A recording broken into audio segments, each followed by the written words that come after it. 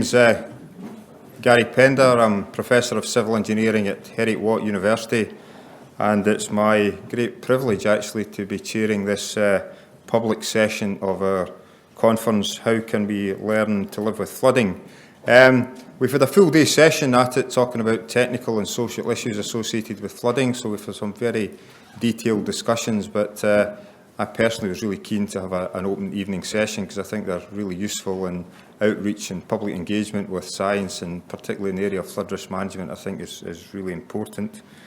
So welcome. The event has been sponsored by the Royal Society of Edinburgh. The RSC is Scotland's national academy. Its purpose is to promote knowledge and learning for the benefit of Scotland's social, economic and cultural well-being.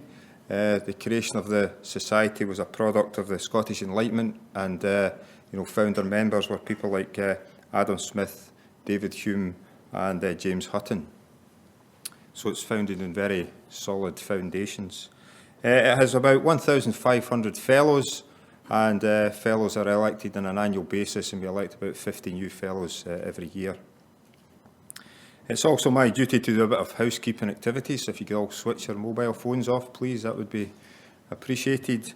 And also take note of the diagram on the screen just now, which is the fire exits for this part of the building.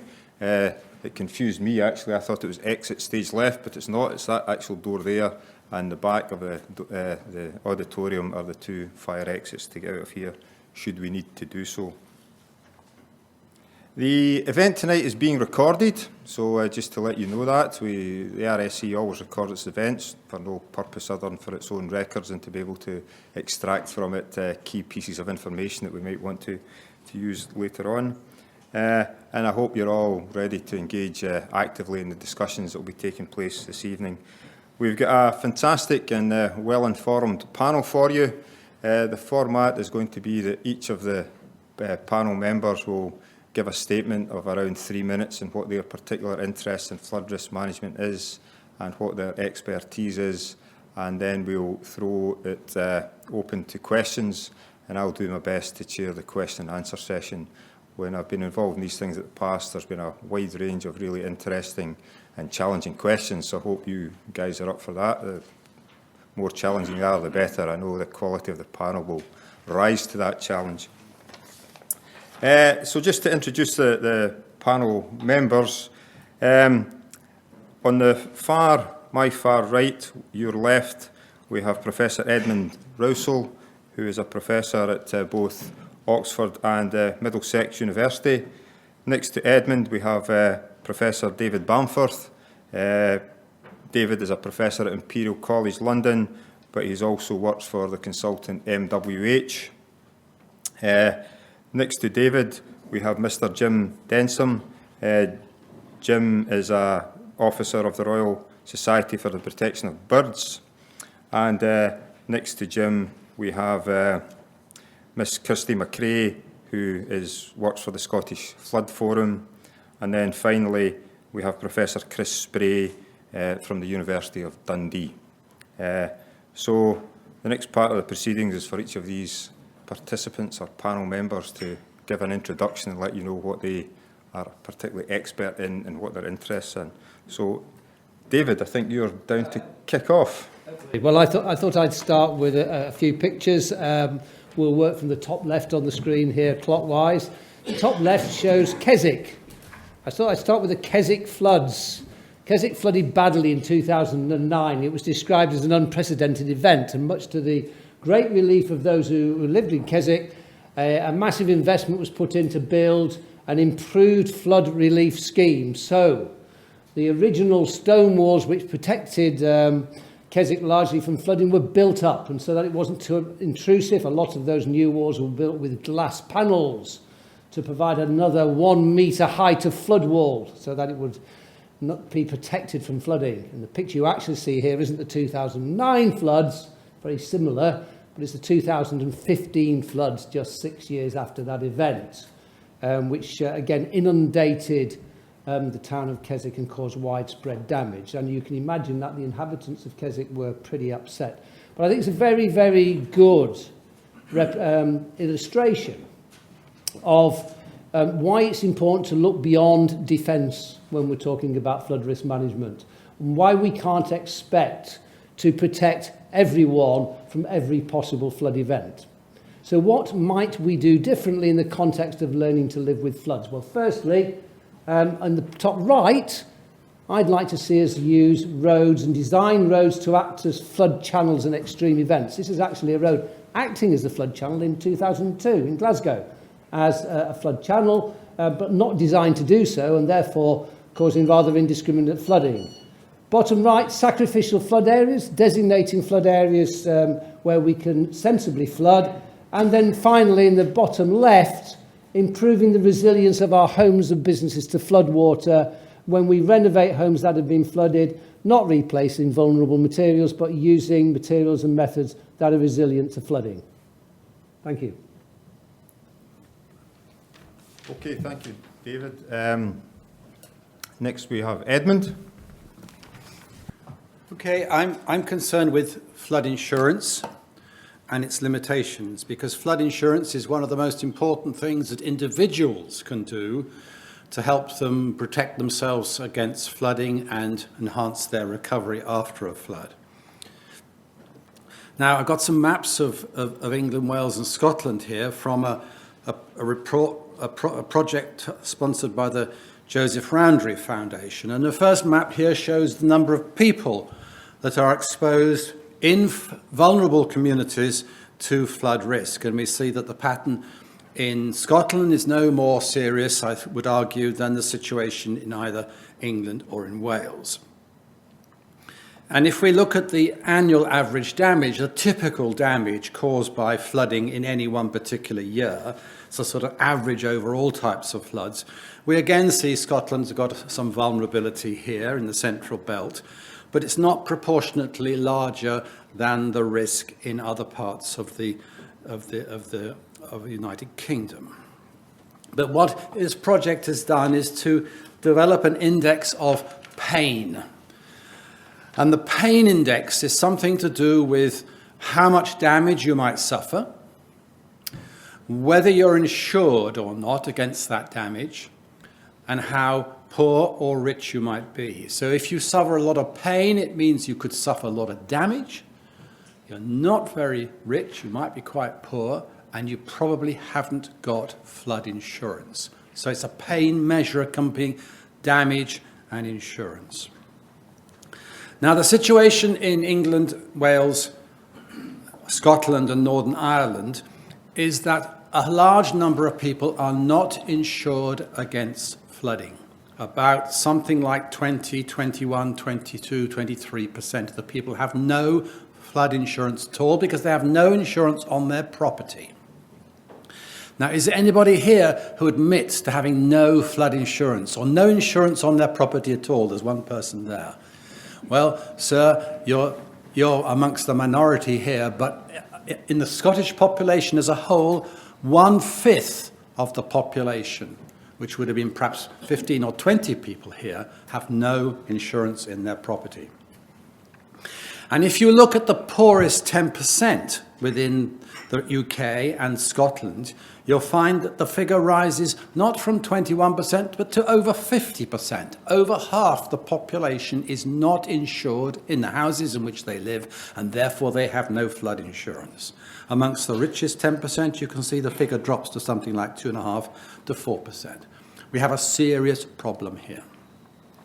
It's compounded, or perhaps explained, by the fact that in rented accommodation, the figures are higher still. So those who own their own property, the insurance levels are very high, such that the no insurance is down into the 1%. But in the rented accommodation, it's more like 60 or 70%, and it's worse in Scotland than anywhere else in the UK.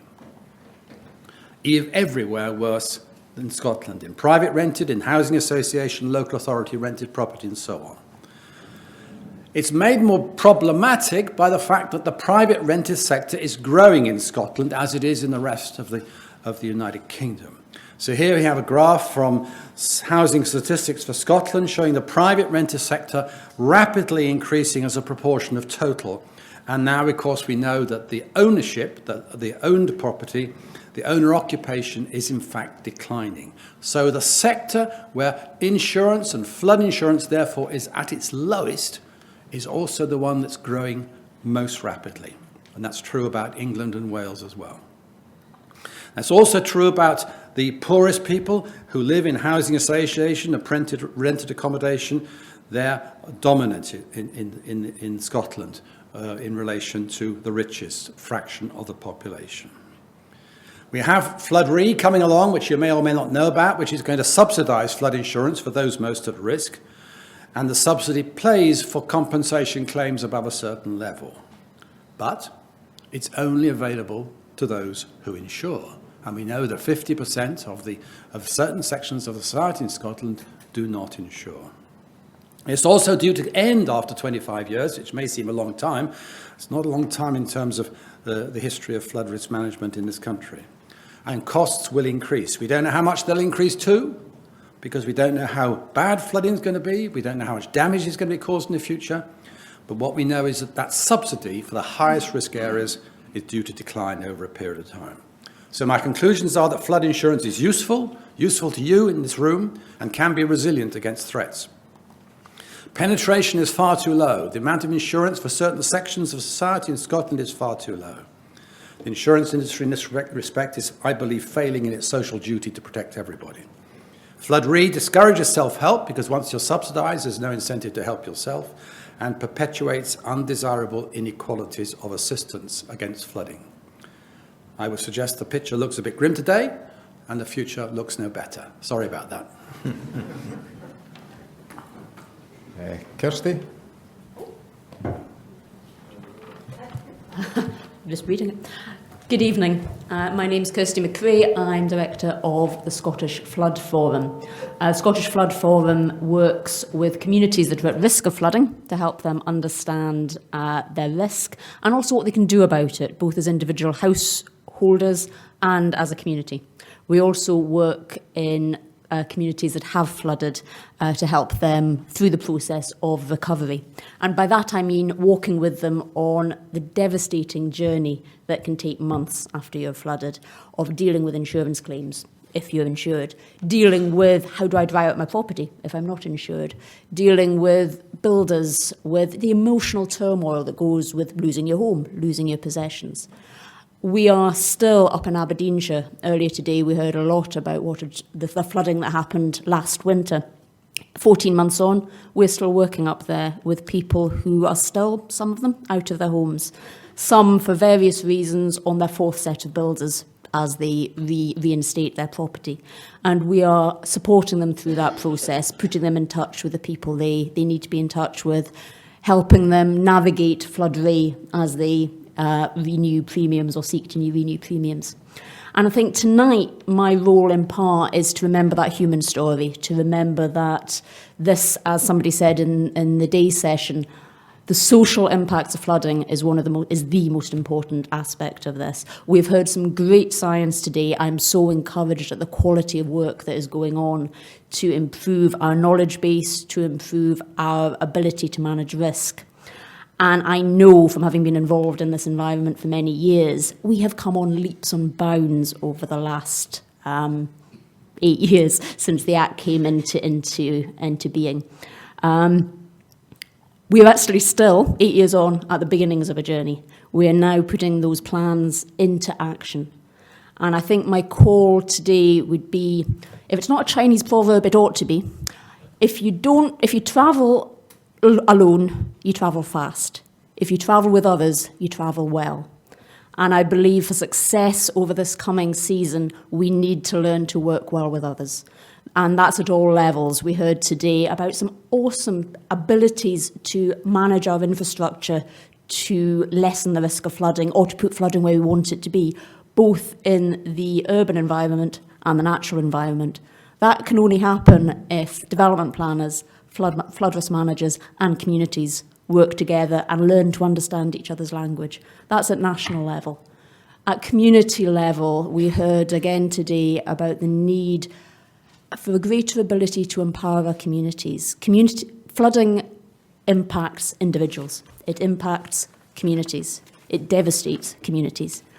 How are those communities empowered? Scottish Flood Forum works with community flood action groups to help them work out how to help themselves and how to help their community, so that if there's a flood risk, they can support the vulnerable in their community. They can ensure their risk is lessened, that they know how to work well with their local authority, with those who can help them.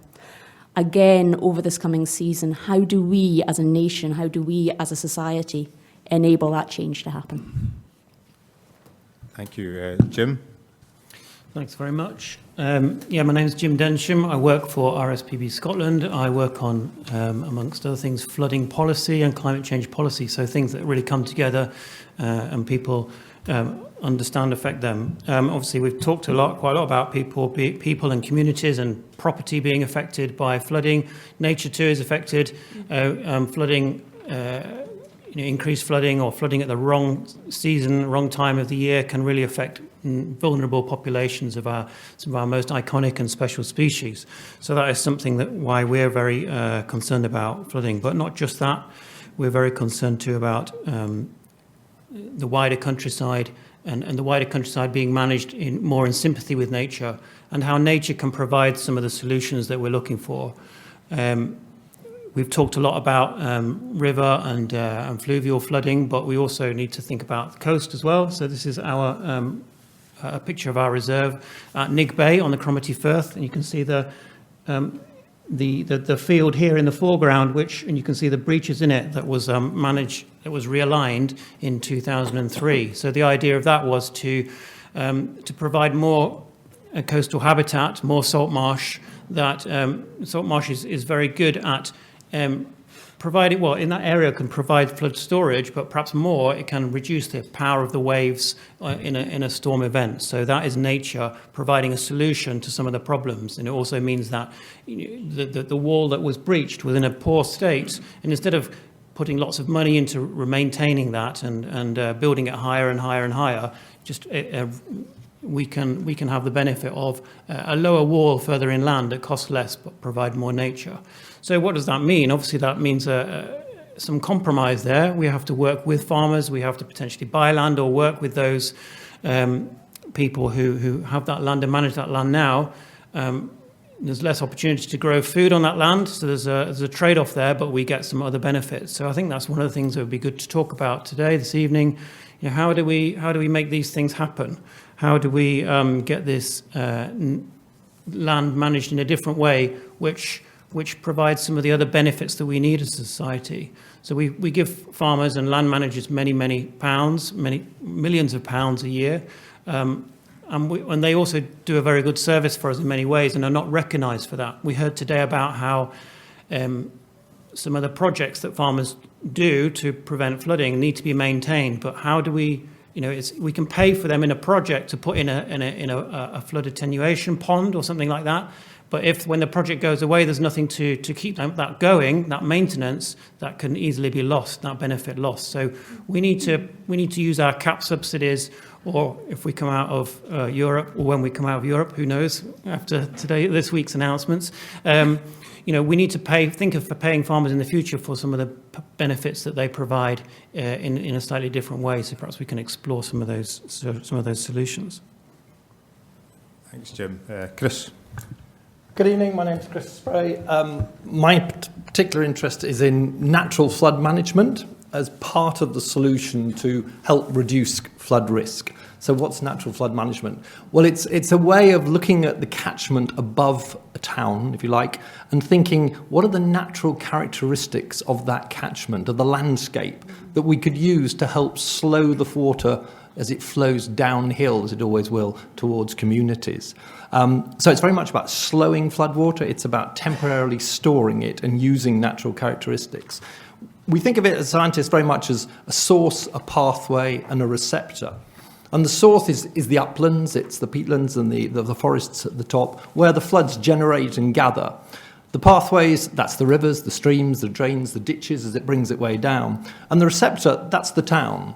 And what we're moving away from is just thinking we could build a wall round the receptor. Yes, we can do that. Yes, we should do that.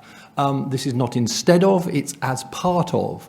But interestingly, in Scotland, we have a quite fantastic Flood Risk Management Act back to 2009, which leads the way internationally about saying we need to think the whole system. We need to think of the source, the pathway, receptor, not just that. So what are the sorts of measures I'm talking about? Well, it's things like planting trees, not just one or two, but large scale. Trees are great. They increase the infiltration into the groundwater. They use up a tremendous amount of water in evapotranspiration. They increase roughness. All of these help slow the flow. We're talking about building retention ponds. This is a pond that's not a pond until it's full of water. It's no good having a pond that's already full. You need one that's sitting there ready to take flood water. We need to know where to build them. We need to think about meandering straightened rivers. A straightened river is very efficient at taking water from A to B. But if you imagine driving up a hill, you use hairpins. That's because they're much slower. They actually take more time. What would that do? And we need to think about taking down flood banks and reconnecting the rivers with their floodplain. Now, how do we do that and work with farmers to maintain sustainable farming systems? Because to a lot of people, I've just described the madness of abandoning everything and no longer having cheap, good, high-quality food. So we need to work with farmers to find out how much would that cost? Is it sustainable? How do we join it up spatially so that we have all the right people in the right area? And how do we make sure it lasts not for 5 years for a Scottish Rural Development Programme grant, but for 20, for 25, for 30? And how do we assess the costs and benefits? Because what we actually know is if you plant trees, you get lots of other benefits. You get carbon sequestration, you get recreation, you get air quality, you get water quality, you get biodiversity. These are all extra added benefits that I suspect a wall probably doesn't provide. So we need to think how we assess these.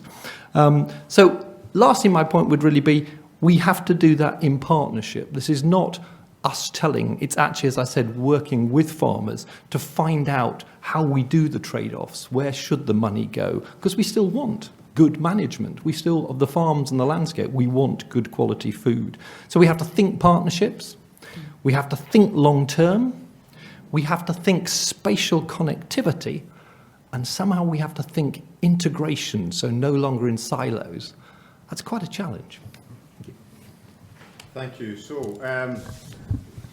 the floor is now open to questions. Who would like to kick off? There are some roving microphones in the room, so if you put your hand up, I'll identify you. If you could wait until our microphone arrives. Lady in the centre.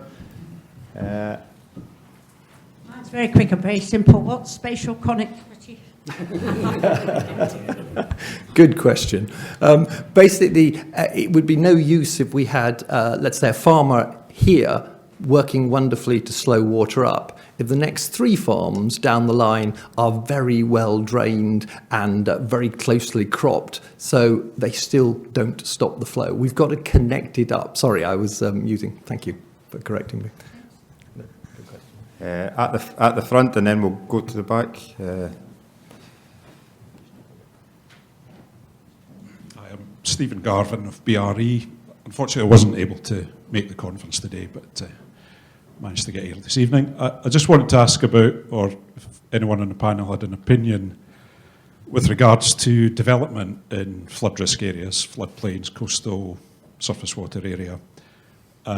We've had planning regulations and legislation for many years which discourages such development, and we've even got a building regulation in Scotland, standard 3.3, that requires resistance and or resilience measures to be taken should planning permission be given to a development in a floodplain.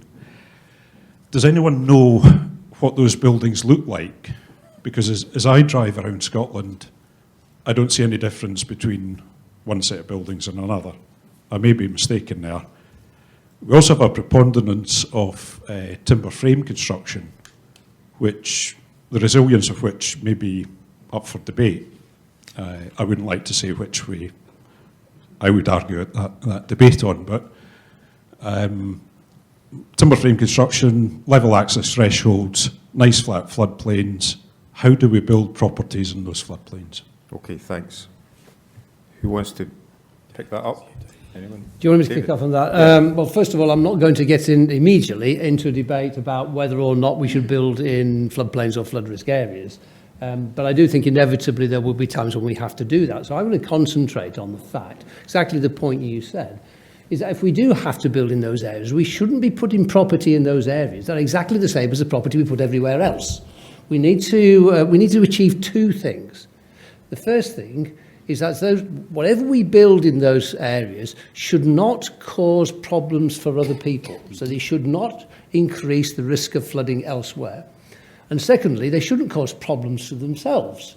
So they shouldn't flood themselves more frequently, for example, let's say, than any other property should. So people who move into those properties should be able to feel as comfortable as anybody else who buys a property, and it should have the same value and everything else. And that might mean that and that will almost inevitably mean that the nature of what you build will be different from what you traditionally build. You may, for example, use your ground floor areas for something which would allow the flooding of those areas to occur occasionally without undue damage. You may use different materials. You may put other measures on the site which compensate for the impact that development might have for flood risk elsewhere, for example. Anyone want to add? There was a second part to your question, Stephen, or did we answer it all? Mostly, I think it was about the preponderance of timber frame construction. So, but I I think one of the points was, would you expect these buildings to look any different from other buildings that we see at the minute? So would the stuff you're describing there, David, just look the same as anything else? No, I think to some extent you would expect them to be different, quite reasonably, and I would welcome that, and I think people would not be afraid of that if it was generally accepted as a way of moving forward. I mean, one of the challenges we face, particularly in our urban areas, and I know the situation is a little bit different in Scotland from England, but nevertheless, we will finish up having to build from time to time in areas which are at risk from flooding. It's inevitable.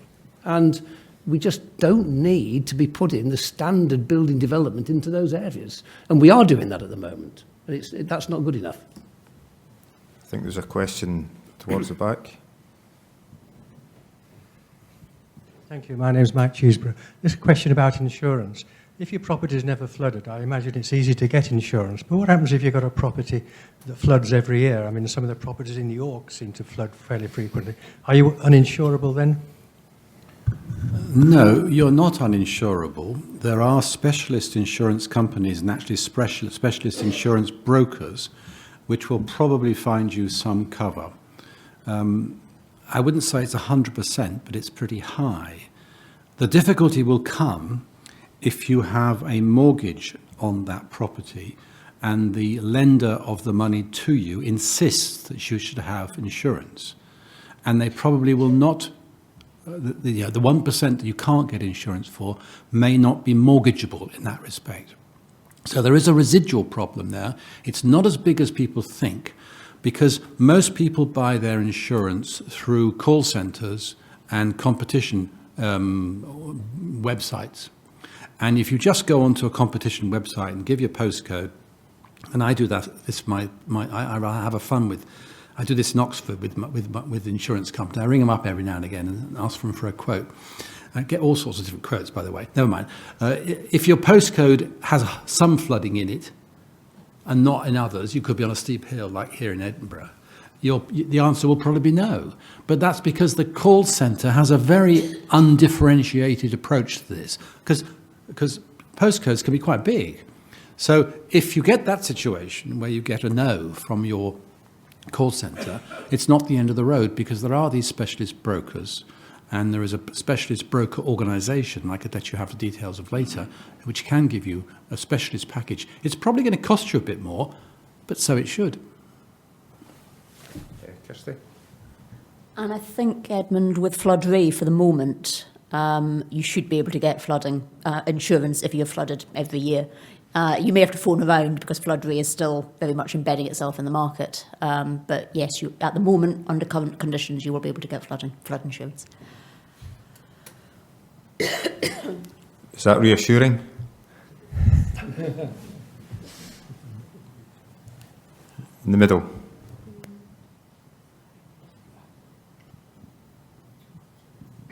We're hearing that rented properties are going up and up. My understanding is that insurance re doesn't cover rented properties. Is that the case? Yeah.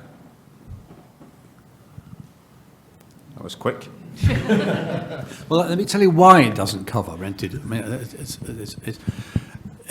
Flood Re doesn't cover commercial organisations, okay? Because commercial organisations are deemed to be able to stand on their own feet, okay? So it doesn't cover small businesses, for example, because small businesses should be able to stand on their own feet and be able to afford their own insurance, okay? Not subsidised by Flood Re. So when you come to tenanted accommodation, they're assumed to be a commercial venture, okay, by the landlord. And the landlord, therefore, basically is deemed to be a small business, and small businesses are excluded. It's not that the tenant is excluded, if you see what I mean. It's the landlord who's excluded. I mean, whether you think that's a good thing or not, I'm not sure. I don't myself think it's a good thing. There are some very strange exclusions from Flood Re, like everything built after 2009 on the basis that we shouldn't be subsidising people to live in floodplains, but an awful lot of properties that are flood now are not actually on the floodplain. They're in areas of surface water flooding, which wasn't mapped in 2009. David's keen to make a contribution. Thank you. Just to add to that, my understanding of Flood Re is that tenants can insure for flooding against their contents. Their contents, yeah, that's right. Could I make a wider point? Yeah, of course. I mean, the thing is a wider point about equitability in society in relation to flooding, because what you tend to find is that the poorer sectors of our society tend to live, this is very much a generalisation, tend to live in areas where there's a greater flood risk, because they tend to be the older parts of the centres of urban areas where rented accommodation is cheaper. They also tend to have less voice, so they're not consulted in the same way when we come to look at flood alleviation schemes. And actually, because you might like to comment on this from your experience, but I think they also are often less able to take up what is available to help them, because that's not the nature of their experience.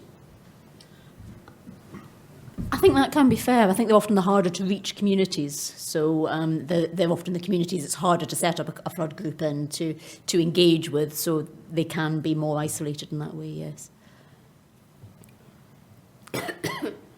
Any further questions from the audience? Hopefully we do, yeah. Good evening. I'm Douglas Johnson from the Ballater Flood Group. I'd like to touch on a few points that were made by various speakers this morning. Ballater suffered absolute devastation last December the 30th in Storm Frank. Now, the 2009 Act states that organisations such as SEPA, the council and all the rest of it should work together to produce solutions. Now, Ballater Flood Group was set up to engage with these organisations. Now, just to touch on a few points on the Ballater flood, the flood warning or the flood alert was non-existent. There was no proper flood warning given to Ballater. Since the flood group was set up, the engagement with SEPA and the council has been absolutely poor. And the whole issue has been raised to the level of the Scottish office, local representatives such as MSPs, MPs, and the whole situation is a complete impasse. Now, my question really is not to look back, but to look forward. The flood group had presented proposals that we thought were reasonable. And to touch on one of the speakers this morning, he said it would be nice to take innovative solutions and make them work. Now, what we have found in engaging with the authorities is that the authorities seem to not make solutions work. They're there to stop solutions. So I'd like to invite the speakers to give a view on how we can progress this type of situation to a more successful conclusion, because at the moment we are in a situation of complete So impasse. if I could summarise the question, and then we'll go to the panel just to make sure I've got it correctly. So the Ballater Flood Group have got some proposals they believe are innovative and will reduce flood risk in the Ballater area. The core of the question is you're finding it difficult to engage with those in power to take decisions around these things. How should we ensure that engagement takes place more effectively, and how can your proposals be properly evaluated? Is that? I'm just trying to frame the question to give the panel a chance of. You know, it's from a perspective of looking Yeah. forward. How can we Okay.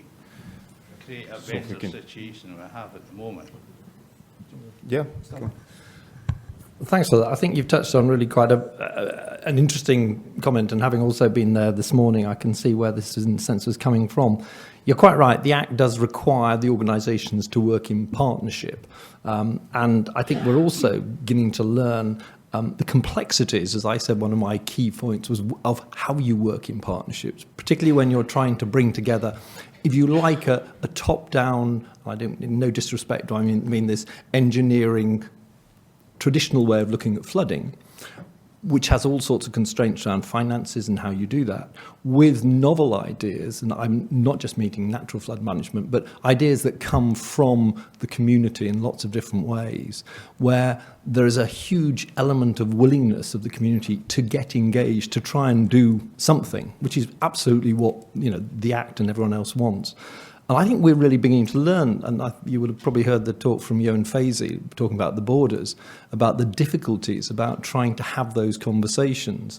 One of the very useful things I've worked with an awful lot with Tweed Forum, where you have this intermediary group that focus on a whole range of issues, not just flooding, but they are very good at focusing on flooding, where they, if you like, exist in that space between the community and the individual farmers who they understand because that's where they're based and they come from, with also statutory agencies and indeed government.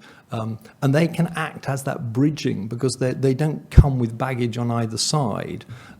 That's a really effective way, I think, of going forward. And one of the problems, and perhaps one of the most often asked questions about Tweed Forum, is how do you create something that's been there for 25 years and is established and well recognised when you want it elsewhere? But I think your flood groups are exactly the way to go. And I think, I mean, I can talk to you afterwards, if you like, about some great examples of some community work in places like Stroud in the south, where exactly what you're talking about is happening alongside, so it's not instead of, the ways that SEPA and others are working. And my experience of SEPA is clearly they are very good at getting engaged, etc. So hopefully going forward this is going to happen.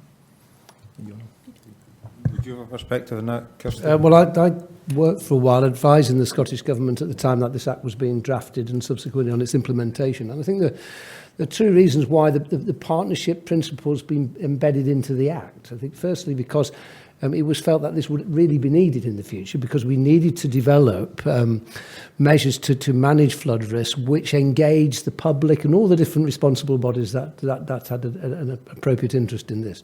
But secondly, the reason that it's in the Act is that it was not traditional practice to do that. You know, you're working, and this, you know, I think the point you made, Chris, is really important here. Let me just draw an example without mentioning names from south of the border. I say that we keep it completely impersonal. But I'm working with a very large body responsible for flooding solutions and flood risk management in England, and they realise that they've got to start working now in partnership with all the other responsible bodies, and they are actually struggling to know how to do this. And this may seem amazing to you sitting in the audience, you know, that for a professional or an organisation, that, or maybe it doesn't seem surprising to you sitting in the audience, but it is actually quite a big challenge. And I'm sure some of you will know from your own experience, when you've tried working with people you're not used to working with, it takes time to build trust and to get to know them and work out all and it is very much a social dimension to this. It doesn't come naturally. So I'm not surprised that, you know, you've observed what you've described. I'm not giving that as an excuse by any means, because we have to get our act together on this. But it will take some time to get this really working well, I think. I shall actually be going south to a large organisation south of the border on Thursday to spend a day training with them on exactly how you do partnerships and how we approach, if you like, alternative ways of looking at flood risk management. So that there is a huge awareness of this. So any advice to the gentleman, Kirsty, on how to make this happen? Yeah. I think, as both parties have said, don't give up. Partnership working is at the heart of the Act. And I don't know how involved, if you've had any engagement with my colleagues who are working up in Ballater area, but if we can support you in building some of those links. So just, could I also bring you in this, Jim, because you must also have to face this from an RSPB perspective. How do you manage to engage to get flood decisions to benefit wildlife, which I guess is, you know, it's a different perspective, but the same challenge? Yeah, I think we're one of those organisations which obviously has an agenda, but you know, one of the great examples that we've got is working on the Forth, on the inner Forth, where we have a similar sort of project looking at managed realignment and looking at coastal management in a number of areas which used to be coastal habitats but have been, you know, turned over to agricultural land or to development like Grangemouth. But you know, working with the communities in that area and building that community support, it takes a long time. It takes a lot of conversations. You know, we might feel as RSPB we know what we want to do, but we can't do it on our own. We can't possibly go and buy all the land. Neither can SEPA go and, you know, go along and doesn't have the power, but it doesn't have the money to go and buy all the land and say this is for flood now. This is for flooding and not for food growing. So everyone has to work together, and that's the sort of approach that we take. It does take a long time. It takes a lot of effort. But the lasting consequences are, you know, the long-term benefits of that, and that people see that that's going to happen. It means that, you know, I think that we don't always get what we want, but the community gets a good deal, I think, and farmers get the understanding, and people see that it's going to last for a long time. Can I make just one quick point, Gary, on this? I think there's an assumption maybe in this collaborative working that this is somehow that it's an opportunity for us to, you know, to tell communities what's good for them. And I think actually what I'm looking forward to is a prospect of communities coming up with some better ideas than we have. You know, I really think there's a prospect of that. I've seen evidence of that elsewhere, and in other countries which are a little bit of ahead of us on this, and where communities come with some really great ideas. You know, they think, oh, we could go with that. Where did that idea come from? So I'm actually very positive about this. You know, it'll be worth us making that effort, and I mean that in a positive way, not a negative way. So it does sound like the principles of the Act are on your side, and the general consensus of the panel is you should keep at it. Is that reassuring, or? Yeah. Maybe what I said sounded completely negative, but it did, yeah. What I would say is that in the actual disaster time of the flood, the Scottish Flood Forum were excellent, and they did swing into action and offer assistance with all the practical issues that arose from the flood. But it's the kind of before and after that we haven't had a lot of success with. Two people towards the back, and then we'll come back to the middle of the room. Yeah.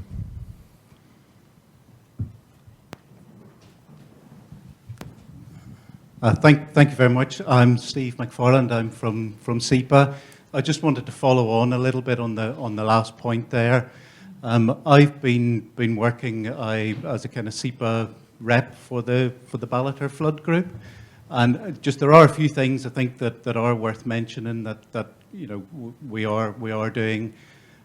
First of all, what happened in Ballater was absolutely terrible. I mean, the depth of flooding, the speed of flooding, the number of people, the percentage of the population that were affected by that. It was unreal going there and looking at it afterwards. It's like from a movie or something. It was terrible and very, very traumatic. And I think in terms of warning, I think the criticism is that we didn't issue, I think if this is right, we didn't issue a severe flood warning, which may have been appropriate given the risk to life and so on. I think there was a flood warning out there, but maybe it wasn't at the right level. And one of the things that we've been working on since is to look at a review of our flood warning, particularly for that area, and we'll hope to come to the community soon to, to give some feedback on that and what changes we'll make to our policy as a result of that.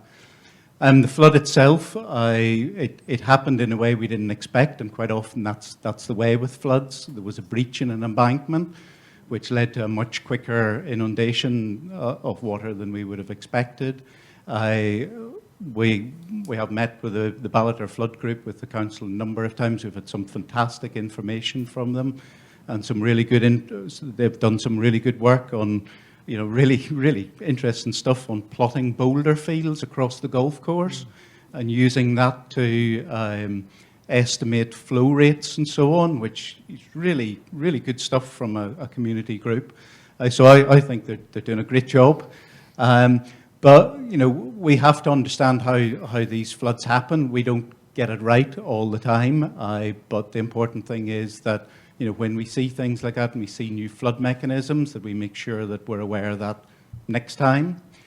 And on the working together, I certainly speak to the council on this, and SEPA have done some work. I mean, people will know that our remit is limited to things like the flood warning and the licensing of work in rivers and overseeing the Act and so on. But we have done some work there. For example, we've been picking up cross sections in the river for our flood warning, and we're giving that or offering that to the local authority to help speed up their flood studies. I don't think there's anyone here from the council, but if I can give them some credit, Ballater was a second cycle flood study, and with pressure and logic and so on from the flood group and others, that study has been brought forward. So I think they are moving, but just one word of caution: it is very easy to sort of come up with solutions that you can do quickly and get in and do something. But in the back of your mind, you've always got to think, what are the consequences of doing this? A colleague of mine used to do a lot of work in Wales a long time ago, and he said they were told to get in and get schemes built really quickly, and they had some caution about that, but they did it, and they got paid well for it. And he said they got paid well again 5 years later when they went in to sort out the mistakes that had been made because they did it all too quickly. So, you've got to do it, but you've got to do it thoroughly, and I totally understand the frustration of the group there. But, I'll just echo what's been said up at the front. Let's keep going at it. I think there are, sort of positive signs of organisations working together there. Okay, thanks. It needs to go further. Thanks for that. I'd just like to pick up on one of the things you said, but address the question to the panel, actually. You mentioned that part of the problems in Ballater were due to flood defences failing. Now, we do have a lot of this stuff in Scotland. It's flood defence infrastructure. It's been around for a long time. What confidence do we have in the resilience and robustness of that, or are we just going to find that this stuff we're relying on to protect us from flooding is going to fail more and more often? Would you like to take that one up? Just a comment about that. I think you're right, Gary. In England, on the East Coast in 2013-14, we had a major storm surge. It affected Scotland as well. And a lot of our defences were damaged. Now, very few failed, luckily, which indicates that the engineering was probably just about right for current situations. Whether it's right for future situations is not entirely clear. I know the Environment Agency is doing a lot of work on that.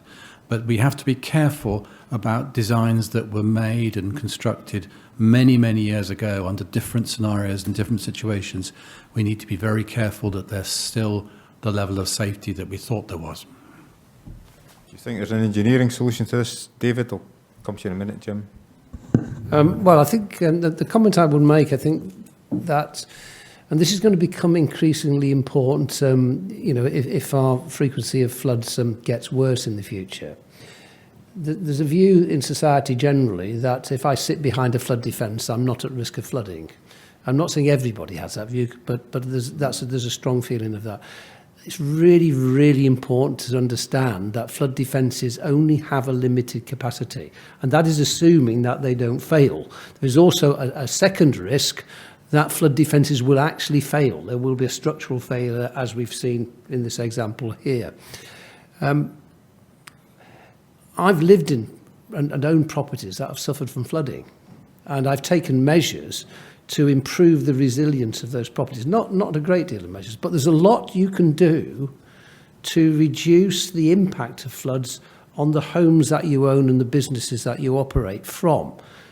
These are measures which reduce the amount of floodwater that gets into a property. So sealing doors and guards on doorways and air bricks. As I mentioned in my introduction, if you are flooded, reinstatement like for like is probably not a good idea, because the materials that are typically used for the properties that we live in are very vulnerable to floodwater.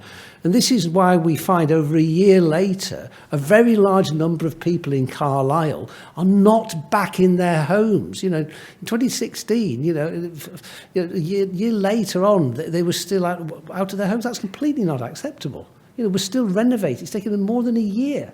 We should be talking about days, not even weeks, to get people back into flooded property. It is technically possible for a property to be flooded and you can get back in your property in fully habitable circumstances in a matter of a few days. But that will not happen with conventional build and conventional materials and conventional methods. But it is possible to not only build new properties that are more resilient, but also to convert existing ones to a good level of resilience.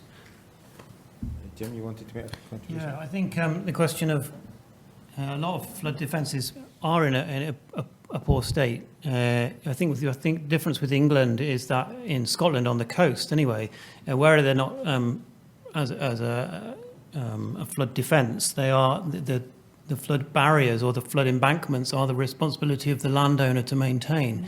And a lot of them are in a very poor state. So along the Forth, what I was talking about, the Firth there, some of them are really poor. And there was an example a couple of years ago where an embankment did collapse to some extent and overtop at Erth. And then the landowner goes through a very busy, must reinforce that. And that was done quite inappropriately by dredging up the salt marsh to reinforce that. And those sort of things we mustn't really allow to happen. So we need to have a much better system, not to say that all flood embankments should become public property, but there must be a much more of a forward-thinking, long-term solution to this and along our coasts, that we can't really have landowners having flood embankments that aren't really up to standard, that could be protecting many houses inland, especially with potential floods that we are likely to see. And I think that, as usual, it's a case of different places need different solutions. And inland, we don't need to maintain all our embankments. A lot of farmland, which is grassland, if we paid farmers to allow that to flood in a more sensible way, then, a lot of farmers aren't really worried about occasional flooding and storing water on grassland. They're concerned about loss of productive land. They're worried about erosion, but they're not really particularly worried about storing water as long as they're recompensed. So we need to think about that in a much more clever and strategic way. I think we had another question sort of towards the back, yeah? Thanks very much, Des Thompson, SNH. Are beavers good news or bad news for flooding? Sorry, I was so stunned I didn't know. It depends who you are and where the beavers are. I say this with a brother-in-law who has severe damage to all the trees on his farm just west of Perth. But also as an ecologist who has reviewed all the papers for beavers on behalf of SNH and have been through that. What is amazing is that actually beavers have been reintroduced to virtually all countries in Europe. We're talking over 26 different countries. I was in Denmark last week looking at an area, put by accident, where they have actually, well, the accident, it wasn't an accidental reintroduction, it just happened to be accidental that I happened to notice there's beavers.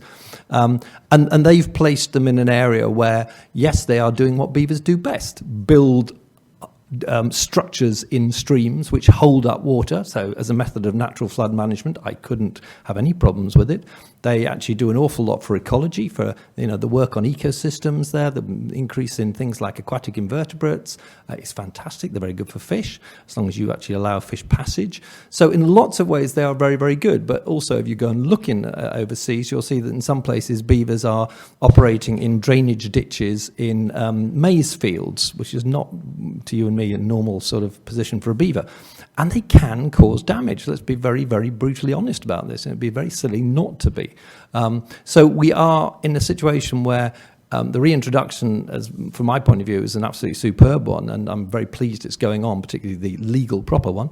And it needed to come with a management system, and I think we're getting it there. And there are, as I said, very good examples of management systems, particularly in the Czech Republic, where they have actually faced very much up the problems that beavers can make, alongside the huge, very valuable aspect they are in terms of flood defence. Jim? Well, I think Chris has probably said it all, but apart from the fact that, of course, you don't have to pay them, and they do their own maintenance. So it's pretty much an ideal situation there, as long as, obviously, they're in the right place. And I'd reiterate, one of my colleagues did go to study them on the continent, and they do. The harsh reality is that when they get in the wrong place, you do have to control them. They are wild animals. They will go where you don't want them to go. But when they're in the right place, they can do a fantastic work.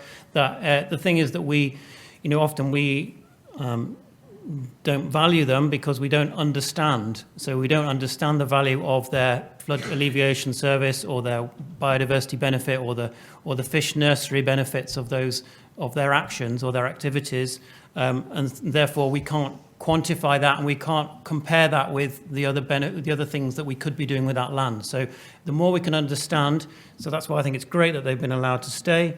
We can carry on trying to understand what they do and the value, that sort of thing, and hopefully they will spread it into all the right places, free of charge.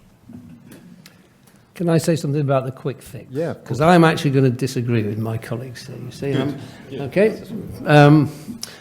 Because I just have a little bit of a worry that when I put up an idea about making roads as flood pathways, for example, or we have Chris's points about natural flood management measures, that we suddenly get on the bandwagon. I said, we seize the opportunity of this great idea of being a panacea to solve all our worries about flooding. And we have to look sensibly at quantification. Now, I don't, in the flood example here that we were talking about earlier, just how much upstream storage we would need to create in terms of the thousands of litres of storage, or maybe millions of litres of storage, that we would need to create in order to get the flood levels in that sort of event down to a level that would not cause the sort of problems you've sadly experienced. Nor do I know the land area available in which we could bring beavers in to build their dams and hold the water back with these natural measures. But I imagine, and I'm being deliberately provocative for Chris's sake here, that you would probably have to have more beavers just in your catchment area than the whole of the population of Scotland to have the sort of effect. And when Chris mentions, that we want to plant some trees in order to reduce flood risk, he doesn't actually mean that. What he means is that we need to plant forests. We need to a forest, whole catchment areas, maybe even the whole of Scotland, in order to deal with some of the flood risk we face through natural measures. And I'll be critical of my own ideas, and as well, we might not want to be driving through floodwater in the centre of Glasgow all the time. And so we've got to apply a proper scientific approach. And Chris, I know you want to apply a proper scientific approach, but I do not want us in the audience to go away tonight with an imagination that we have up our sleeves here some really quick fixes which just needs us to get together in some stakeholder groups and we can implement them and everything will be fine. Because with the challenges we face, with our changing weather patterns for the future, this is a really big issue. This is not going to go away. It is going to be really tough, and we're all going to have to work really hard to get on top of it. So So do you want to... Can I come back? Can I? Just to be positive, you know. I just want to say that I wouldn't want to be downstream of a beaver dam when its design capacity was exceeded, because you're just going to be you're going to be faced with a wall of water coming towards you rather fast. And clearing all these beavers out of your living room as well, of course. Yeah. Well, good stuff. I began, if you remember my word, with saying that natural flood management is part of the solution to managing flood risk. It isn't an either or, and it would be madness to think it was. There's a very good poster for those of you who've had a chance or you haven't yet upstairs, which is entitled "Can Natural Flood Risk Management Be Effective?" I say it's very good because it's one I produced, but don't take it just from that.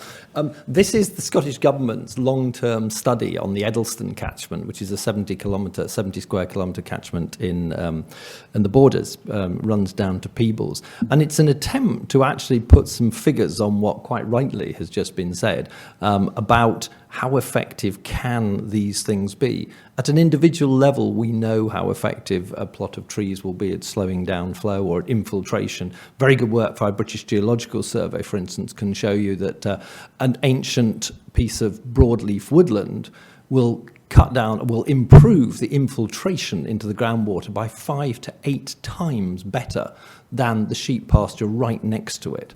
Now, that's the sorts of bits of information we know. We know from the if you like, the instant beavers. This is where we felled some trees across drainage ditches right in the higher catchment. So when they back up, they're not backing up. And this is a similar situation in Denmark. They're not backing up into people's houses. Those small ones can hold back floodwater for an appreciable time. And time, as anyone involved in flood risk management, is one of the key things you're trying to do. You're trying to lower the level of the flood. You're also trying to increase the warning time and the time over which that flood is done. So we know from real data we've got there. And we can also model it, and you're absolutely right. The scenarios that you want to get big changes, we need to convert an awful lot of farmland into forestry, forestry being one method. Or we need to actually think of a lot of sub-catchments where we put leaky ponds or barriers that for most of the time are farmland, and then as the water rises, they suddenly hold water back with a throttle to let water in. And there are very good examples, community-driven ones, in fact, in Belford and Pickering. And there's someone over there who knows much more about this than I do, so Mark can answer, where this has actually taken place, and some lovely examples in Stroud. So we need to get it, but you're absolutely right. This is not going to stop a intense rainfall coming down at all. That will not do it. What it may do is help counter climate change, and it will, I mean, the cost-benefit analysis we've done show there are a lot of other benefits as well, and we need to integrate our management of water and a catchment, not water quality, irrigation, drought, flood, carbon sequestration, biodiversity. We need to think in the round because we've only got one set of water flowing through, so we need to get that value. But yes, thank you for the reality check. That was an excellent question, the way it sparked a whole lot of answers. But the lady in the middle has been very patient, and then we'll go to the back. I would just like to ask a question about the 22% or however many of us in Scotland that aren't insuring for flood. I noticed on the map, it looked very much of it was the Central Belt. Now, the Central Belt has got a very high percentage of people living in tenements and multi-storey properties, flats. So in some ways, it doesn't really make sense for people who've got not a lot of money to spend money on flood insurance if they aren't at ground level. So could you explain why everyone needs to insure against flood management, or flood risk? Well, they haven't got a choice as to what they insure against. So if we were a different group here looking at crime, for example, a different seminar, a different day, a different location, I'd be saying a lot of these people are not insured against burglary. When you buy insurance, you buy a package, and it all gets bundled together. And the people who live in the top floor of the tenement are buying the same policy as the people who live on the bottom floor. It's all bundled together. So, yes, 21% may be an exaggeration if most people are living above ground in terms of flood insurance, but it's not an exaggeration in terms of insurance generally. You have to buy the whole package. You can't buy bits of it. Do you understand that? Does that answer your question? But I would have said there was quite a lot of exclusions and insurance. It seems to me that whenever I make a claim, that's excluded. That's sorry, but that's a different issue. Your little package of something secret, which you haven't declared to the insurance people, is probably not covered. Well, no, it's a serious point. Most people, as well as not being insured, a lot of the people who are insured are underinsured. And maybe everybody ought to go back and look at their insurance policy and say, my goodness, my contents are only insured for, I don't know, £5,000 or £7,000. There's a lot more in my house or apartment or my flat or my bungalow that is more worthwhile than that. Loads of people are underinsured. And that's what happens when the loss adjuster comes around to you after you've been flooded and say, well, you've got an insurance policy which didn't cover you for all the damages. I'm not going to pay you for all the damages. That's the reality, because you haven't paid the insurance premium for those damages. People are not insured, as I've shown. There are lots of people who are insured who are underinsured, and that's another problem that we have to face. Can I just ask about that as well, Edmund, because I didn't... It's nice to beat these things because you can ask questions that you can't ask in technical sessions because you haven't understood it. So if you're an owner-occupier and you have a mortgage, you will have no option but to take out buildings insurance that will include a component of flood insurance in it because it's all bundled together. But if you own the property, you don't need to insure, but if you don't insure, you're not covered. You're not covered. That's right. It's the mortgage lender which will insist that you have insurance cover. If you're in a rented property, then nobody tells you to do anything. But if you're in a rented accommodation for a local authority, then or a housing association, that authority will either self-insure the structure or take out a commercial insurance policy for the structure. So that's covered for you. But an awful lot of people who are living in rented accommodation don't insure their contents. Yeah. And that's why my no insurance covers both situations. They have no insurance. The structure may be taken on board by the landlord. Maybe yes, maybe no. And certainly the local authority will be in charge of the structure. But the no insurance includes all those people who have no insurance for their contents. And it's the contents insurance that really hurts people. Well, sorry, the contents damage. It's their possessions that are damaged. Okay, thank you. Middle back again.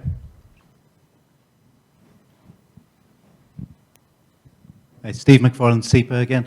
I've worked with some small communities, in fact, very small groups of people. You may be talking 4, 6, 10 properties that flood very badly and flood quite frequently.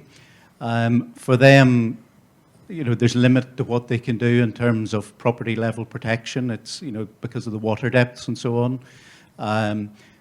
When they speak to the local authority, it's very difficult to justify doing anything major for them. And what they come back to us and say is that they feel kind of trapped because they're trapped in a property which they know floods. There's very little that they personally can do about it. There's not much chance that the authorities will do anything for them because it's a small cluster of properties and the economics don't work. And they can't probably sell their house because it's got a history of flooding and no one, frankly, wants to buy it. So, they have this real problem where they're stuck. And the question really is, should authorities, government, whatever, should we step in to be able to help those people out of that vicious circle? And are there good examples of that from elsewhere that the panel could point us to? So could I expand that into two aspects of the question then? Is there anything that society should do to allow people to continue to live in the location? But also when Jim put up his slide, Should we accept that there's some areas that we just can't protect from flooding and we should move people away from these into other locations that are less prone to flooding? Any views, gentlemen and lady? Chris? I'll take just a little bit of that and give you an example in Wales, where the Welsh Government have actually made that decision that strategically they will not defend one of the communities on the coast. And if I could remember it, I'd tell you what it was, but I can certainly find... Fairborn, that's right, and Fairborn, thank you. So I was looking for the Welsh name, which was far more complicated, but there we are. Yeah, so they have actually gone out and made that as a very public statement and dealing with all the issues that come from it, but that was just a piece of information. But. Yeah, it's tricky, isn't it? Because, I mean, Fairborn's a very good example. It's obviously on the coast. It's going to be affected by sea level rise and increased storminess. It's largely populated by people in retirement homes who bought those homes in good faith and now find actually that they're stuck with them and they can't move out. There's no simple answer to this. I don't know anywhere, not just in this country, but elsewhere, in other countries as well, where this sort of problem is generally taken on board by the government or the authorities. It's just bad luck. What does infuriate me, though, in some situations, and I'm not referring to Fairborn, is that people do inadvertently buy property that is at risk of flooding, and despite the changes to all the searches that are done now when you purchase a property, despite all of that, inadvertently finish up in a property which we knew was at risk of flooding. And they should therefore have known that, but didn't. And I find that inexcusable. So I think there's still a gap in the information that is available. You might have experienced this, Kirsty, I'm sure, in the work you do in communities. I think there is still a gap in making the information we have available about flooding available to people who purchase property. And you know, the easy way to do this, actually, at least in theory, is just to make the information we have on flood risk publicly available. Put it in the public domain. I mean, we made some great strides forward with SEPA and their flood mapping in doing this, but there is still a lot of information which responsible bodies have about flood risk and also about the measures that might help manage that flood risk, which is not in the public domain. And I'm struggling to understand why that really is the case and why we haven't made more progress on that. The Flood Forum, have a view, Kirsty? Have we got a view? It's, as has already been said, it's an incredibly difficult and, for those individuals, heart-rending situation to be in a home that keeps flooding. And property level protection can take you so far, but if the depth of the water keeps coming beyond a certain depth, that home is going to keep on flooding. Or you're going to start causing structural problems if you try and keep the water out when it's beyond a certain depth. Reinstating with resilience measures can help because it's easier each time, but you're still trapped in a home that floods. Is it ever right for a local authority to consider compulsory purchase? That's a decision that fortunately is not mine to make, which I'm very happy about because that's a very tricky situation. There are going to be homes, certainly south of the border on coastal realignment, it's already happening, homes that are uneconomic to protect. We are going to face into those issues. How do we help those people through that, and how do we avoid people buying those homes so that 2 years down the line they discover they're in those situations? There are initiatives underway, discussions around what is right to make available in home reports or at the point of sale. The information's out there. If people want to look on SEPA's website, at flood maps, it may not be for the individual property, but you get a feel for the area. But I know, I work in this job. Last time I was looking for a house, it took quite a while to click into my head. I should really check flood risk. It's not the way we naturally think, and we need to start changing our attitudes to the questions we ask. Stephen at the front again.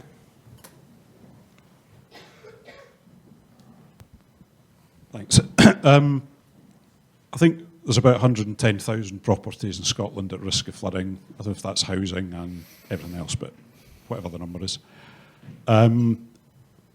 Thankfully, there's probably a small number of those that that very high risk and repeated flooding, so it's perhaps a particular issue. But the vast majority are at some risk of flooding, and whatever we want to call it, property level protection, resistance measures, property level resilience. There's quite a few terms that are used, but actually taking measures to protect your own home or your business would seem to me, from certainly what we've heard today and what we know, to be a key element of flood resilience and not just flood risk management. And yet there are probably something between 1,000 and 2,000 properties in Scotland with some measure of technologies, measures already installed in them. So we've got quite a gap between the resilience of properties that we know are at flood risk and what we actually estimate to be the 110,000 that are at some level of risk. So I suppose question for the panel is how do we address that gap? And in fact, well, probably first part of that question would be, do we need to address it, or do we just accept that instruments like flood or abandoning people to their own means is sufficient? And if we don't think that's the case, then how do we ensure that more and more of these properties each year have measures taken? What things do we need to put into place? Any takers? Kirsty? Yeah. Yes, we need to increase the uptake of flood resilience and resistance measures. The first responsibility for your home is the owner of that home. Resistance measures, as was identified earlier, only work up to a certain depth or a certain type of flooding. They're not a panacea, but they do help. And if they can stop your kitchen floor getting flooded again and your carpets getting ruined again, that's huge for that person. Flood resilience measures, ones that if the water gets into the house, it's easier to dry out, concrete floors rather than wooden floors, plaster that dries out rather than needing to be taken off the walls. They all help in the drying out process. So yes, we need to find mechanisms that influence people to do that. Scottish Flood Forum, in areas that have been flooded, where it's already high in people's priorities of I don't want this to happen again, will carry out flood property level protection exhibitions to show people what's on the market, what's out there, give people advice on the kind of things they can do. Other organisations will do the same, and I know some local authorities do the same. So it's about getting the information out there. It's about making sure that both the assessment, the installation, and the checking up of that equipment afterwards is good, so that they're actually fit for purpose when it floods again. There's a huge culture shift to get that right, because once you've bought a flood door, for example, you can't go, oh good, I've got a flood door. When I may say flood door, I don't mean one that's there the whole time. I mean one you install when it's about to flood. You can't just put it in your garden shed, because chances are, by the time you need it, the rubber seal around the edge of it will have perished. You need to keep it somewhere safe. You need to maintain it. You need to double check you remember how on earth to put the thing in. There's a whole, again, you can't just go, oh dear, I flooded, that was horrible, I'm going to try and forget about it till next time. It's got to be part of your MOT, like a car MOT. So there's a whole process of engagement and buy-in that needs to happen. In some areas where there are community groups in place, that really helps, because as a community, they can carry out a dry run once a year. Is your equipment still working? Do we still all know how to use it? That can be a really powerful mechanism for helping people just stay engaged on that. It can also be a good way to buy measures to buy the property level protection, which isn't cheap. And if people are already going, do I buy insurance, or do I do this, do I do that? Do I buy a measure that I might need in 2 years, I might not? Is something, again, we need to help people through. There are some subsidised schemes. Some local authorities choose to, some don't. There's all sorts of reasons, very good reasons why it's each local authority makes that decision for themselves. And I think Edmund flagged this earlier. At the moment, because of the level of evidence, the insurance industry doesn't incentivise putting in flood protection measures. That's got to change over time. It won't change while Flood Re is in place, but in time there's got to be incentives for people to do this, so there's actually a gain. And that's not going to be a short-term measure, but certainly something to work to in the future. I think you have to be careful about that gap you mentioned between, was it 1,000 and 110,000? I mean, I suspect a very large number of the 110,000 properties are at risk from very rare events. And I wouldn't want to frighten people by saying you've got to do something expensive in order to protect yourself against something that might only happen once in 100 years. So I'm coming back to David's point. We need better information. We particularly need better information on the areas that are going to regularly flood, perhaps once every 5 or 10 years. And yet most of the maps we've got are at the extreme edge, the 100-year flood, or in England, the 1,000-year flood. I'm not going to worry about my house might flood once in 1,000 years. I'm sorry, I'm not going to worry about it. Okay, if it comes, it's going to be bad.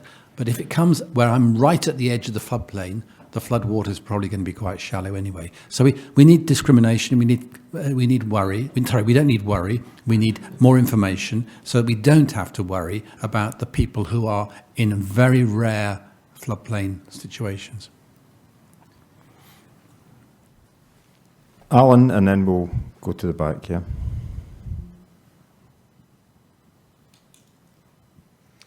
Alan Werity. We heard today that, and we just had that figure repeated, that there are 108,000 properties in Scotland which are at risk of being flooding. A figure which wasn't mentioned, but which is also very important, is that only about 10,000 of those are actually protected by formal flood protection schemes.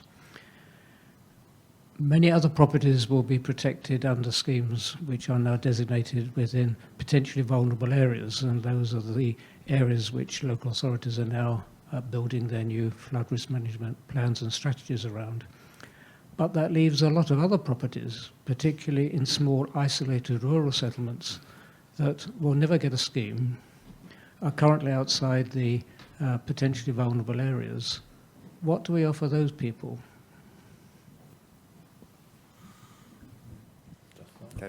I'm going to start there. You make a very good point, and I think it's not just in Scotland. There is a limited amount of money. There is a limited amount of time. There's probably a limited amount of engineering and computing capacity to do all the things we'd like to straight away. Certainly, my main experience is in the borders in terms of this. There is a long list of places in the borders, and okay, most of the border towns are built along rivers, where there are proposed schemes or there are active research projects going on from engineering and consultancies to work out what's needed there. The smaller the community, the less likely, unless you can somehow link into one of those, things will happen. I think the answer is actually from the gentleman behind at Ballata. This is where the community getting together can look to see what it can do. And I know I can see some other nodding faces there, where people have started that process and have got, and I think what they need from the rest of us combined is help and advice. I'm sure they'd like money as well, but it may well be help and advice, information, to try and see what they can do in terms of various mechanisms, not just natural flood management actually, but just sustainable flood management within their own reach, because that is obviously something, and local landowners may be able to help with that. I think that's possibly what one can help out, because the reality is, as I say, they won't get up that list for a long time. David, yeah, just a couple of things. I want to go back to Kirsty's point about the first person that's responsible for flood risk in the home is the homeowner or occupier. You know, that's the first port of call. But then, of course, you've got the problem is how do I work that out? How much I'm at risk, and secondly, what might I do about it? Which are the two key questions. There is, despite my criticism earlier on, a lot of information about flood risk actually available in the public domain, so you can actually find a lot of this out. But that's kind of has to be balanced against, I think it's something like 50% of homes that have been flooded in the last 10 years in England were not thought to be in areas that were at risk of flooding. So it doesn't guarantee that you're not going to be flooding. And I suppose I have an advantage, having spent many years in flood risk management in this, but the point I made in my presentation today, I made this really important scientific point that water flows downhill and accumulates in low spots, which might probably not come so much as a surprise to most people in the audience. But if you want to just stand at the front and the back of your house where you live and ask yourself the question, if the land around here was covered with water to, just to 2 or 3 inches deep or something like that, where would it go? Would it come in through my front door, or would it go round the house into the neighbours? And if it's going to go round the house, have I got a shed or something in the way that would stop that happening? Because if the answer to your question is, no, I actually honestly think there's a real chance this is going to come in through my front door, I might just want to think of some of the measures that Kirsty's been mentioning that I could do to my house to stop that happening. And you will be surprised at what you can actually learn about flood risk with a little bit of research on the internet. It's a wonderful thing. There's some misleading things on there, but there's quite helpful stuff. Don't be frightened into it. And if at the end of the day you're not sure, go to Kirsty's website, because there's lots of fabulous stuff on there which will help you. It'll put you in touch with people who can help you. And if everybody did that, we wouldn't see quite so much of the rather sorry tales we do see when there's a major flood event. Can we go to Jim first? Yeah, I mean, just the economics of it is quite interesting, really, because in my experience, you can solve, well, we sometimes try and solve the whole problem, and that's a real difficulty. Sometimes you can solve half the problem for about 1/10 of the cost. And you should try and think about what you can do incrementally up the scale of problems. Try and solve half the problem for a really modest amount of money, rather than trying to solve the whole problem, which might be beyond you. Yeah, good, great point. I think one of the even though the Flood Risk Management Act is really good and the flood risk management plans are really beneficial, and they do a really good job of prioritising, they do prioritise. They do prioritise areas which are most vulnerable, or perhaps most have the biggest hazard, or have the most people at threat. There are those areas, like you say, where there's only a few people. Or, as we've pointed out in that document that was shown on my slide, is that there's farmland, very valuable, high-grade farmland, which is under threat because of along our firths. That is, okay, there's nobody there apart from 1 or 2 farmhouses, but that is really important land. Now, do we defend that, or do we let that become something else? We have all these questions to ask. And on the coast, it is slightly different. I think there's, from that report, I think there's something like 26,000 properties. And water doesn't flow downhill and collect in a puddle because it's the sea and it's rising. It's rising quite a lot. We've seen a little bit, but climate change is going to see a lot of, towards the end of the century, quite high, very high sea level rise. Although that will be different around the planet, we'll all see that. And so for some people who are vulnerable now to sea level rise and storm surge, that's going to be only more and more a problem. So you can do some of this stuff like manage realignment and allow other areas to flood and use land differently, but there's only a certain limit to that. And so what do we do? And one of the things we did say in that report was that we need to have a new blueprint for our coasts, because often what happens is we have really good marine policies and we have really good land policies, but the coast sort of falls between that in government, and we don't really have we have shoreline management plans, but not all of our shoreline, not all of our local authorities have a shoreline management plan. They're not all planning in the same way, so we really need to think about holistically, get back to that integration thing that we talked about today, where there's flooding, erosion, where there's biodiversity benefit to be had, where there's a flooding benefit to be had, where there's other things, amenity benefit. We can have good solutions. We've got time to do it, but we need to get on and think about that in a different way to the way we usually work. So I'm going to go to the lady in the middle who's been very patient, and then there's 2 more questions up the back. If anybody else has brought a question they're keen to ask but have been too coy to put their hands up, can you stick it up now so I can get a sense for how many more questions we have in the room? So it looks like we've got another 3 or so, but don't let that constrain you if something comes to mind. So please carry on. Jane Bauer. I'm a farmer, and I can confirm that farmers and landowners are very receptive to subsidies and payments. However, they've been in this system for a long, long time. It's over 60 years at least in the UK, under many very different regimes. And one thing they do know is that farming subsidies change. What gets subsidised, how it gets subsidised, to what extent changes all the time. And it will change again with Brexit. And because of the reasons it changes, it will continue to change in the future. So if you want farmers to do something that affects the long term or even productivity of the land under conventional farming methods that they are familiar with, they're going to be extremely resistant to that, because they'll say, well, you know, you're going to pay me for 2 or 3 years to straighten out this meander through my arable field, but that will lose productivity there forevermore. And what about 5 years out, 10 years out, 15 years out? So have you got any ideas, apart from enormous upfront payments, that might induce farmers to follow your suggestions?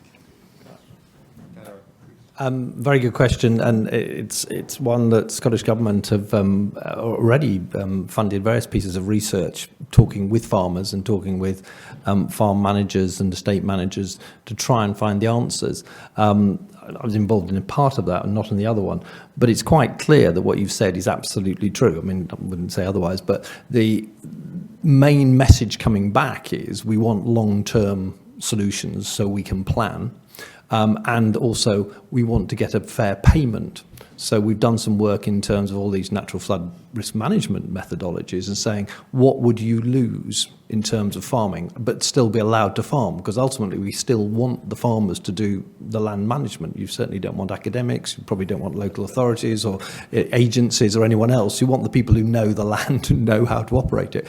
So there is work being done on the business of farming to see how much it would cost to actually influence the decision making, because at the moment this is all voluntary.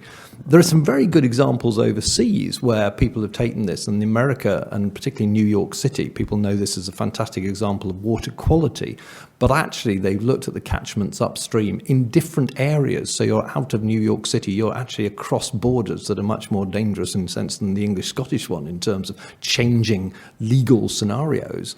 And they've got agreements there. And what they use an awful lot is land easements. So you put into the land its continual use, that it must be used for something. So when you sell the land or anything else, that goes with it. Now, we've never gone down that route of conservation easements in that sense and the way they've done it. And they've used it in lots and lots of places, not just in New York City and the Adirondacks and the Catskill Mountains.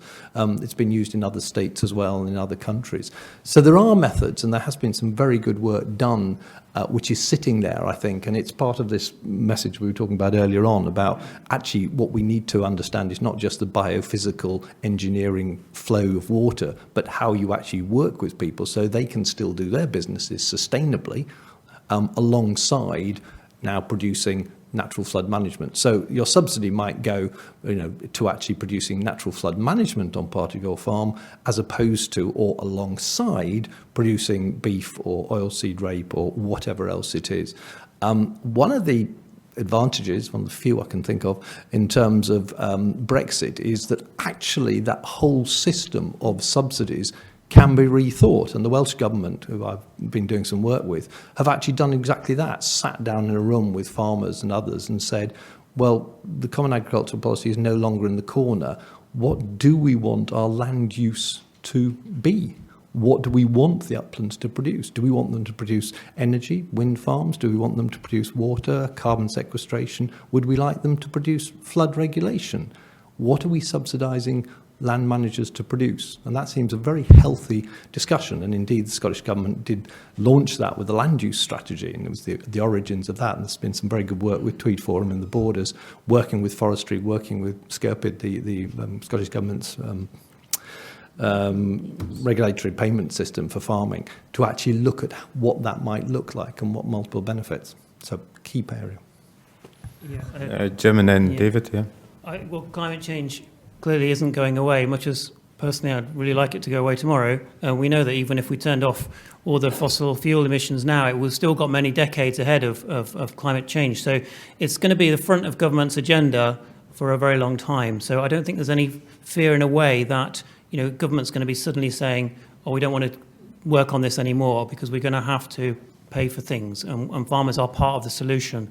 And there's a lot, there was so many things that we saw today from Mark about the different solutions, and it's not all about stopping farming. It's about doing things in a very clever way and working and providing other benefits. So I think that is really important to get across that this is going to be part of it for a long time. And government's already started that in terms of its climate change plan, which is about mitigation, which there's a debate in Parliament on that tomorrow.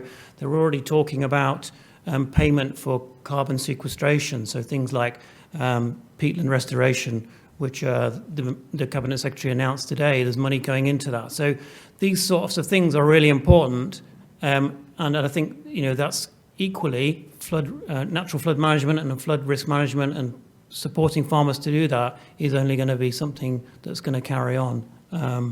And that's good for the public who pay that money, who pay that money in taxes. It goes to farmers to help them produce and stay viable, producing all the wonderful countryside that we have, all the biodiversity that it supports, but also to help them realise that they're putting money into farmers' pockets to help them to hold up water, slow the flow, prevent floods downstream in the towns where they live is really important. It's part of a contract that I think we need to have much more understanding of throughout society. David. I'm always very nervous about the law of unintended consequences. It's been referred to a couple of times earlier. I'm really glad we have a farmer in the audience, as I can toss a question now perhaps back to you about this. Because we're painting a scenario where we subsidise farmers to do all these things with the lands, which perhaps some of which they've not traditionally done. And we could get this really right. We could be very effective. You could get a really good income from this, and we turn over the land to do all these different things, generate energy, protect us from floods. And then 30 years down the line, we suddenly find we're importing 80% of our food. And that's no longer sustainable. Do you have a worry there? That actually we won't be using our land perhaps for the primary purpose for which it ought to be used. Do you just wait the microphone just so we get the... I don't think that farmers would view it like that. I think farmers are very familiar with the changing fashions among politicians and civil servants, and you would find it very difficult to persuade them that today's fashion would last for even their lifetime, far less their children. And farmers generally hope to pass on their farms to their children. So they do have a long-term perspective, and they look at government and the subsidies that they have lived on for a long time, and they don't see any trends there that are comforting in terms of reducing the productive potential of their land, no matter what other factors may be involved. So I don't need to worry about this food production side of this then? It's all going to be fine, is it? Oh, I would. I wouldn't say that. I'm not a conventional farmer. Okay. Well, you are right. I mean, in terms of this sort of thing, taking land out of production, the idea of climate smart farming, is that less productive? Do we have less cattle on our hills because they produce too much methane? We can't go around saying we've got to cut our production, because we will just be offshoring, which basically means we'll bring in food from some other country which has less standards than ourselves. So we need to help people understand this. We can all change our diets. We can all do things in a different way. Farmers can grow things in a different way, but we still need to be having a productive landscape with farmers managing that land, because they produce provide all the other things that they do, not least wildlife. So it's really important to have that balance. It's really important to get that right. So yeah. I don't think we should worry about it too much. I'd quite like to move on, but just one other observation from me, actually. We do live in interesting times, because I think many of the countries that we currently import food from, as their economies grow, their own middle classes become more affluent, they'll start to consume more of this stuff internally, and there'll be less available for exports. I do think we have to look after our own farming community. So I'll give our last word on this one to our farmer. Export huge amounts of beef and lamb. The reason that we have deficits in terms of food is because we don't grow oranges, we don't grow coffee, and things like that. if you actually start to look at the statistics of our production, we're overproducers. And farmers are perfectly well aware of that. So they will laugh when you say that, and they will encourage you to think that it's very important. They produce more and more. But we've got 11 million ewes in Britain, and we don't actually need that to provide Britain with lamb. I guess I was we seem to be short of courgettes and iceberg lettuces, I think it was, but maybe we just have to consume more of our own product. The gentleman in the sort of middle back. Neil McLean from WSP. I'd like to change the conversation slightly and bring it into town, if I may. And my question strictly is, should in-curtilage measures be incentivised? And I'll explain that. When it rains very heavily in town, we can get floods. If it rains for a long time, it tends not to happen, but very intense rainfall causes flooding in towns. If we had in-curtilage measures to capture some of that, slow it down before it then went on its merry way to the sewer or down the road and exceedance flows, and if we stalled the flooding temporarily in places, that would help enormously, or could help enormously. Should that circumstance be incentivised, or even is there something in law that we might want to change to make sure that actually can happen? And I'm talking about a retrofitted situation and perhaps a Tesco roof and car park. So should in-curtilage measures be incentivised? Do you want to take that first, David? It sounds like... Yeah, let's just be clear on what in-curtilage measures mean, because some of the audience might not understand the term. What this means is measures to slow down the water that runs off your property when it rains. So this is a measure on individual property, whether it's your own house or whether it's a Tesco supermarket or whatever.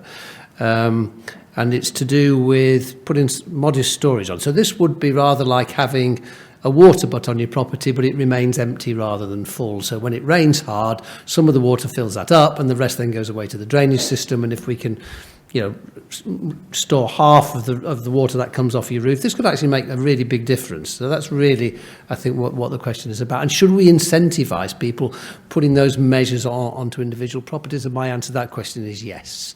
As a basic answer, I mean, there's all sorts of caveats around that.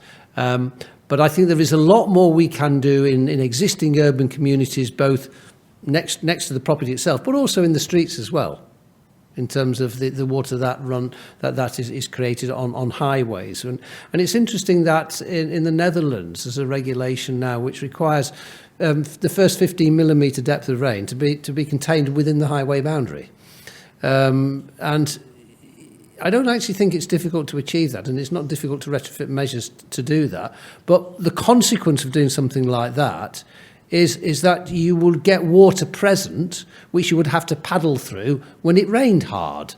So we might actually have to put some Wellingtons on when it rained, and that's quite a good flood resilience measure. Actually, I do get, and it's cheap. I do get pretty infuriated when people say, "Oh yeah, well, but it's flooding. Yeah, it's raining hard, folks. Put some wellies on and a mac and a hat, and let's not pretend we can live outside in the same way that we can live inside." Now, if we did these sort of things, I think this is Edmund's first. The first 10% of the money we spend could probably tackle 50% of the problem. So yes, let's look imaginative. Let's work with communities and ask the question of the community: what would it take for you to store the first 15 millimetres of rainfall on your property? Anybody else want to contribute to that? So are you still keen to ask a question, Roger? You finished the day session, so there'll be some sort of symmetry around you finishing the evening session as well. So no, I want to be a bit provocative. Most of the government money on flooding is in urban areas, putting up barriers, places like Perth, Peebles, Elgin. Fine. Where's the water coming from? And it's not usually always from the farmland that we've been talking about. It's actually from really bad management of things that fall out of the Common Agriculture Policy System. It's sporting estates with too many deer, with very high runoff rates. It's from these dreadful upland afforestation. I mean, have you seen this stuff recently with these guys? They don't understand that water flows down hills. And have you been to the big wind farm developments with miles and miles of roads, which are supposed to be environmentally friendly, but not only are they releasing carbon, the water flow off these areas is phenomenal. How are we going to nail these people? They're outside the cap. Surely they should be forced to pay for their atrocious management of their land, given that they're all making phenomenal profits from their activities. I want to take this one, Gary. Can I take it? Yeah, please? go for it, David. Go for it. I really want to take it. It's a great question. Thank you. Okay. You see, if you look at our regulated agencies, from the pollution point of view, they have this principle that the polluter pays. And I've often thought that I've never actually managed to get the various responsible bodies hugely interested in this. There's a very good argument for making the flooder pay, those who cause the flooding like this. And I'm not going to comment on the individual examples you've given there, but for those who change land use, whether it's farming or development or whatever, that increases flood risk downstream, I think they should pay into a pot, because they've done that. And that pot is then used to alleviate the measures downstream. There's a system of managing flooding on the Rhine, which, because it goes between different countries, that works on that basis. You've set up a market model. But the interesting thing about that model, if you then start to talk about the subsidies to farmers, you see, if then actually we had landowners who then put measures in to reduce the flood risk, then they could take out of that pot. So we could have actually a quasi-market created here to do exactly that. And I don't think the responsible bodies and governments in the UK have looked creatively enough at this. There has to be something there, I think, which we could, some sort of market model, which wouldn't require us all to dip into our own individual pockets to deal with this, but actually could work quite equitably for society. Thank you. Anybody else want to respond? Just to say, having sort of had interesting discussions with farmers in the Tweed on this, one of the points they make almost immediately is, why should I pay for you building in a floodplain? Which bit of flood and plain do you not recognise? I have sympathy. And also, if you then compare with the continent, you're looking at a landscape that has so little trees. I mean, our equivalent, I think the average in the European Union is 37%. The average trees, if you get across to Scandinavia, is 74%. What's ours at the moment? 12% in Scotland, something like that? 17 in Scotland. Okay, well, we're aiming, let's say, 34 or 74. Then we might have an interesting flood. So one last question in the middle then from the lady who put her hand up. I have no idea when this session was meant to finish, so I don't know if I'm being a nuisance or not. Neither do I, but carry on. However, we focused on the present. What happens when a developer suggests building on a floodplain? I mean, are there adequate controls? Or do we tell him to build on pillars, or what's he told to do? An excellent question to finish on. So, yeah, we'll see what the panel have to say on that. I think we should ask the SEPA regulators for the exact. There was a time when I would know the perfect answer to that one, but there are people in the room who know this exactly. One with a microphone. I can give a lead into this anyway, and then leave it to the panel. Scotland has planning policy, Scottish planning policy, SPP. It's a thing called SPP. It says where we should be doing things and what we shouldn't be doing in terms of development planning and development management. So that's how we zone our land around Scotland for particular activities and building, but also how we take forward individual applications for development. Within SPP, there's elements about flooding, and it says where you should be thinking about building, where you shouldn't be thinking about building. There's 3 zones. There's a high-risk zone, a lower-risk zone, and then beyond that, there's a zone where flooding is not an impact. For critical infrastructure, like hospitals and schools and things like that, they should only be considered for those areas beyond flood risk. They be considered to be beyond flood risk. And then there's an area of medium risk up to about the 1 in 200-year flood event where housing shouldn't be built. So those are there's very strict controls in place. the planning authorities have to make decisions about, as David Bamford said earlier, there are situations where we will have to build in floodplains. Within some of the cities, for example, there's very limited space.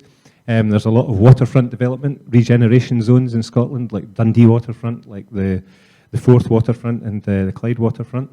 So these areas have to be regenerated and have to go forward, and there's conditions around the planning for those areas so that planners, the planning authorities, that's the local authorities in the national parks, can make decisions based on the balance of the requirement to have redevelopment and the flood risk that's present. There's also design considerations that can be put in as conditions to planning to make sure that some of the things David was talking about earlier on in the day, and some of the things that Stephen from BRE were talking about there, about resilient homes and making sure that floors were high enough, that materials used were correct, and so on, to reduce that increasing number of properties on the floodplain, to keep them to an absolute minimum. As a principle, it's a really bad idea to develop floodplains because you constantly have to do something about it once you've built it. And once you've built it, it's going to be there pretty much forever because it'll be someone's asset and they'll want to sell it and continue to use it. So over to the panel now to see. Those controls are in place, but what's their opinion on that? So that was a very full and detailed answer. Just quickly, a couple of years ago when there was flooding, it was probably from England, but on Facebook there was a brilliant meme going around, which was basically a very flooded field with in front of it, by the road, a big sign that said, "This land has been acquired for housing development." And I think that just told the whole story, really. People get it, people understand it, but people are often in a position where they need somewhere to live, and they will still buy those houses. I don't really have a position. I just think that we have to really think about the style and the design of those houses and what we're actually putting there and how sustainable things are in the future. So it's getting on 7 o'clock, so I think we should draw the discussion to a close. I should have said earlier on that the Society will produce a summary report from these discussions, and it should be available on the website. It says here in approximately 2 weeks' time, so I hope we can live up to that standard. There is a wine reception upstairs in the welcome room if you want to stay on and have a glass of wine and a chat with the table. The top table.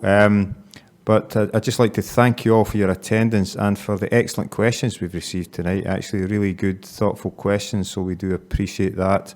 But if I could ask the audience to just join me in thanking the panel who have done all the hard work in answering these. So thank you very much.